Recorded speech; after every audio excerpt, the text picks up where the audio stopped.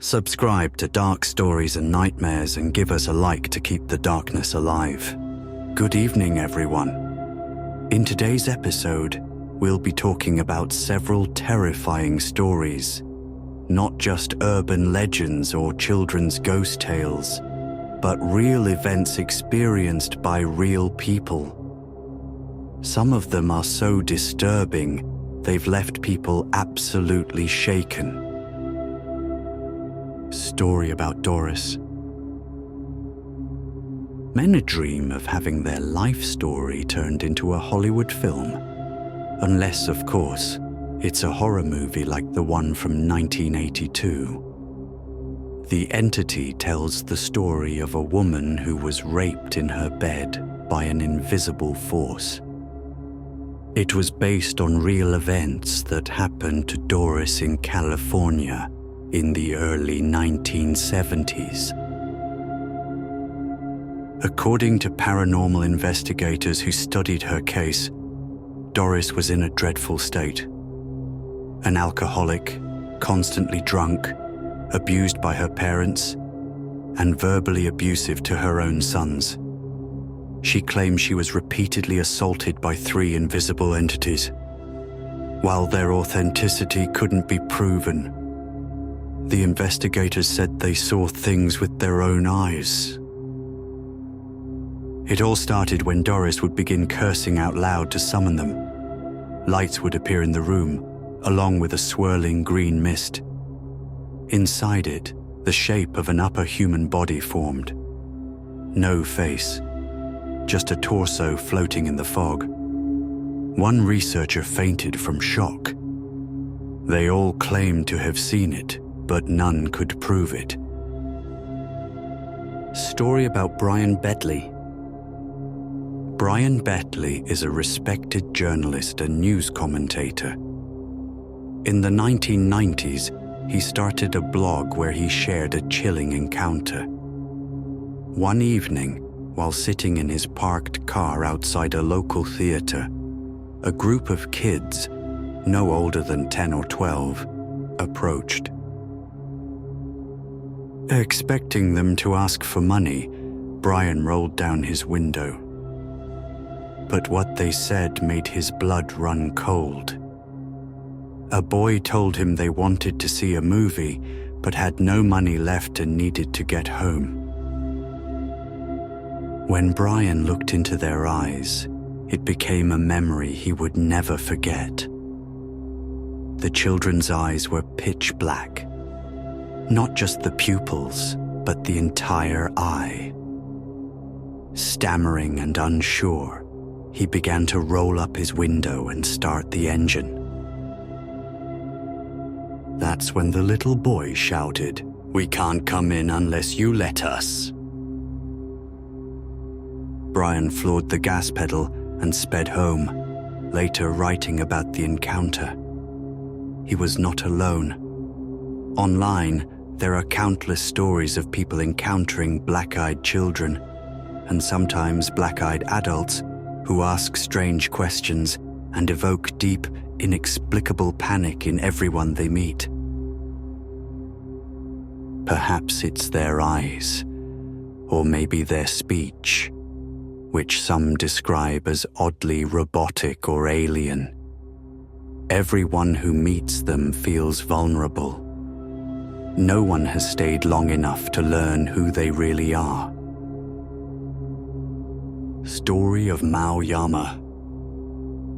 Asexuality is often misunderstood, not as a sexual orientation, but rather the absence of one.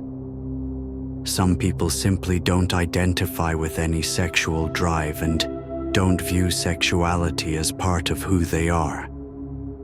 This is completely normal, although relatively rare. But Japanese artist Mao Sugiyama took this to a disturbing extreme, something none of us would even want to imagine. He underwent surgery to have his genitals removed.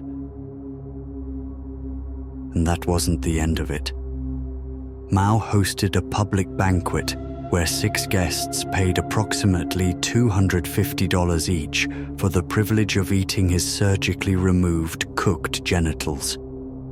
They knew exactly what they were eating, paid willingly, and one even blogged about the experience. Although the meal followed hygiene regulations and preparation standards, the police eventually charged Mao with public indecency.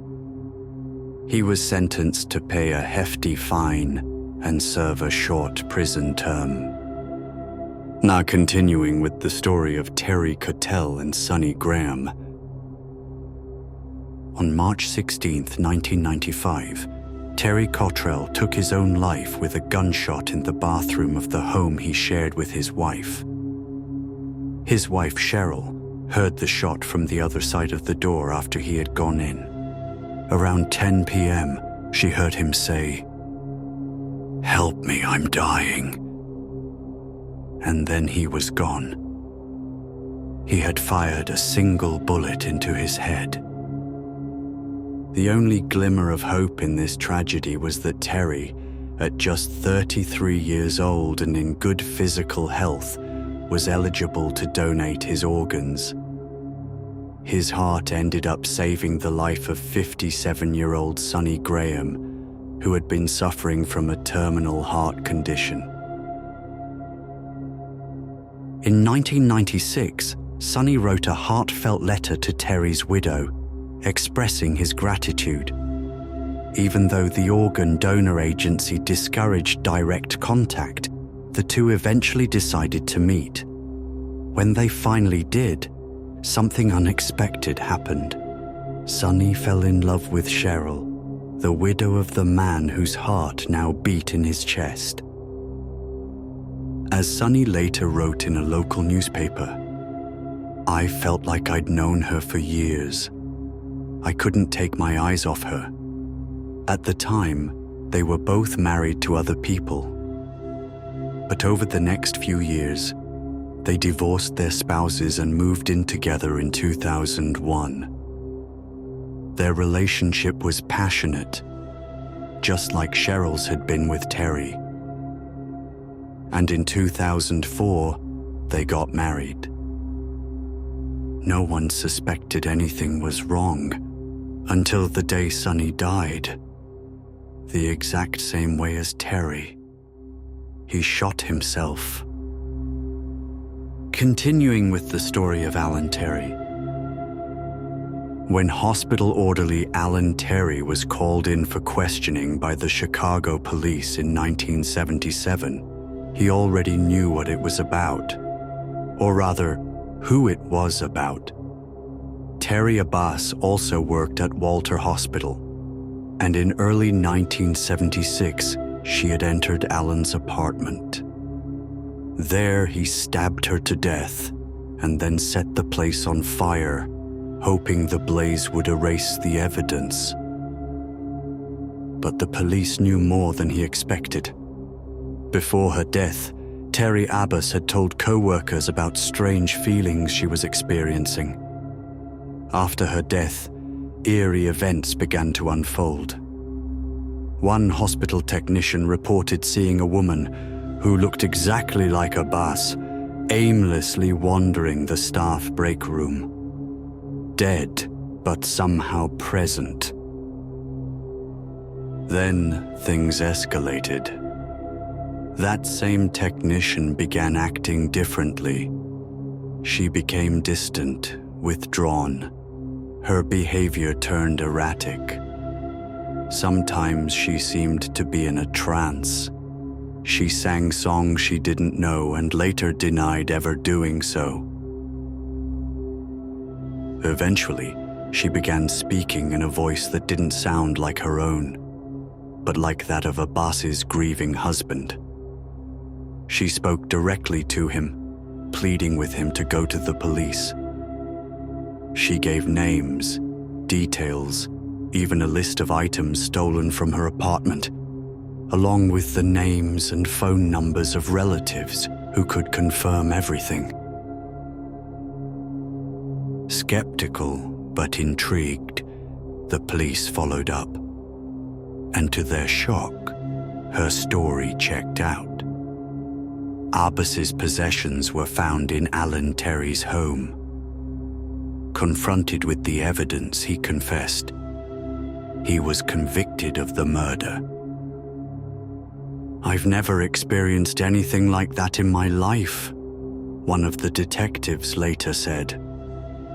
Despite the precision of the information and the story's appearance on Unsolved Mysteries in 1996, no one has ever been able to explain how or why it happened. The final story, Barry Hepburn. In June 2011, emergency services were dispatched to the home of 65-year-old Barry Hepburn. A retired sports car enthusiast, Barry had been paralyzed from the waist down since 2000.